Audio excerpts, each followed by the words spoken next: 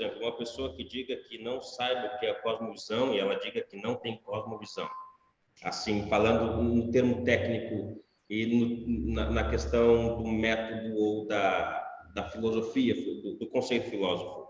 Então, não há neutralidade nisso. Não tem como um homem dizer, olha, eu não tenho uma cosmovisão. Ou tu acha que um homem pode dizer, não, eu não tenho e eu não pauto a minha vida por cosmovisão alguma. Então, diante dessa sua explicação, todo homem tem uma cosmovisão, mesmo não sabendo o termo técnico ou como explicar esse termo, esse conceito, mas todos têm uma cosmovisão, é isso?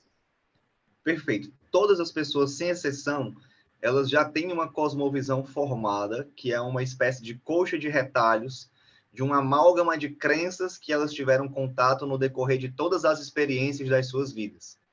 Portanto, o mito da neutralidade, inclusive até o mito da neutralidade científica, pensando aqui nos nossos dias mais recentes, em tempos de pandemia e de busca por uma ciência pura que trouxesse solução para tudo, de fato é um mito.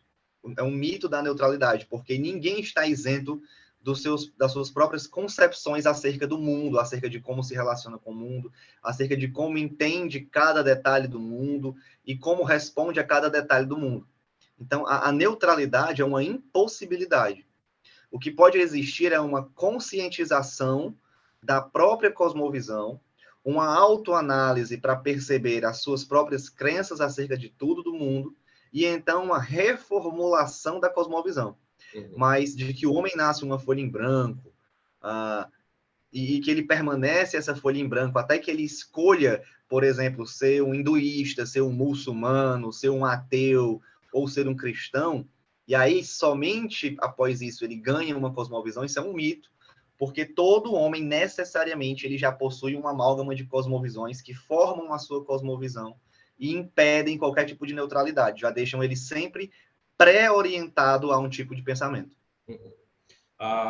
Agora, pensando nisso, pastor, se todos nós já temos uma cosmovisão já pré-definida, desde quando nós vamos crescendo, e como tu disseste, vem pelos ensinamentos da família, vem através do que você aprende no colégio, vai para a faculdade, e você vai obtendo várias informações, várias percepções do mundo, e você vai juntando todas essas coisas até ter não, mas vai moldando a sua cosmovisão. Então, o que você diria daquelas pessoas que tentam colocar a sua vida vivendo em vários, vamos dizer assim, em vários campos de pensamento? Por exemplo, ela não tem um pensamento, como é que eu posso dizer? Ela não tem um pensamento certo por aquilo que ela vive, mas ela tenta misturar vários tipos de cosmovisão, e eu posso dizer, talvez, pegando talvez um termo um pouco mais fácil, um sincretismo de cosmovisão, se assim eu posso dizer, e qual é o perigo, se existe um perigo, em fazer essa mistura de cosmovisão, em a pessoa pautar a sua vida em vários tipos de visões do mundo, de percepções, de ensinamentos, e não tem algo bem definido. Ok. O primeiro ponto é que é impossível que ela não faça isso. Isso vai ser um elemento automático da própria vida dela. Ela sempre vai estar colocando um complexo de crenças diferentes que se interlaçam, eu poderia dizer assim, ou se interpolam, se entrelaçam, essa é a melhor palavra, e vão inevitavelmente moldar a cosmovisão dela se ela não tiver consciente de que a cosmovisão está sendo moldada. Então, por exemplo, quando a gente pensa assim, a pessoa X, ela é um muçulmano, então a cosmovisão dela é islâmica. Isso é uma falácia em certo sentido. Por quê? Porque a cosmovisão dela não é formada única e exclusivamente pelo Alcorão. Na verdade, a cosmovisão dela é formada por uma série de elementos que ela vai considerar e vai viver durante toda a vida.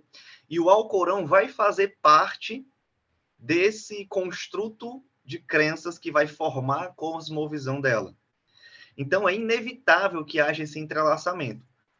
especialmente pensando em pessoas escravas do pecado, né, pensando em descrentes, eu entendo que isso só vai piorando com o tempo.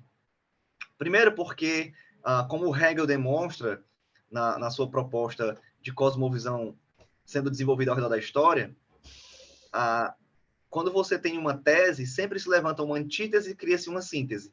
E o que acontece é que você tem um mundo quase infinito de cosmovisões. Por quê? Porque vamos pegar um muçulmano, mas vamos pegar uma pessoa dos nossos dias. Uma pessoa que se diz católica, ela não vai pensar exatamente igual a outra pessoa católica romana sobre todas as coisas que ela entende sobre a realidade. Sempre haverá elementos que são moldados por outros fatores da experiência de vida dela, que vão fazer com que ela olhe para aquele dado da realidade e interprete ele de uma forma diferente. Então, por exemplo, se a gente pensar num dado aqui da realidade, nós pensarmos sobre, vamos pensar, qual o problema do mundo? Mesmo entre cristãos, você vai entender que todos vão ver que é o pecado, mas quando a gente começa a aprofundar a questão, você vai ver que cada um vai começando a traçar espectros do que ele entende ser o agravamento do problema, que começa com o pecado, mas alguns vão traçar, não, mas além do pecado, nós temos o problema da tomada cultural, ideológica das universidades e da formação da educação. Outro vai dizer, não, o problema não está bem por aí, o problema, na verdade, é um problema social, de entendimento quanto à condição das pessoas, porque as pessoas não têm acesso à educação e tarará. Quanto mais você aprofunda a questão, mais você percebe que esses detalhes de como a gente lida com a realidade, eles vão sendo muito mais subjetivos. É por isso que, quando estudando cosmovisão, o Nietzsche, ele chegou ao ponto de dizer que era impossível chegar à verdade. Porque são tantas percepções subjetivas que vão sendo construídas em cada pessoa, porque cada pessoa tem as suas experiências de vida individual, ele vai dizer que é impossível você chegar à verdade, porque ninguém nunca vai conseguir, de fato, determiná-lo. É por isso que a gente precisa de alguém que diga para nós o que é a verdade. Por isso nós encontramos em Deus, aquele que criou o mundo, como aquele que diz para nós o que o mundo de fato é, para que nós possamos mensurar a validade das cosmovisões, das crenças que moldam a nossa cosmovisão, se elas se aproximam da realidade ou não.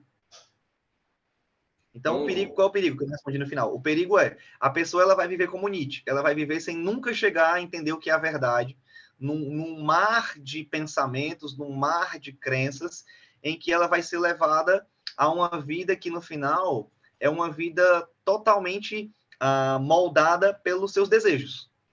E ela vai ser escrava dos seus desejos, vai ser escrava das suas emoções, vai ser escrava de si mesma, por toda a sua vida, sem nunca conseguir, de fato, viver uma vida autêntica por se aproximar da verdade.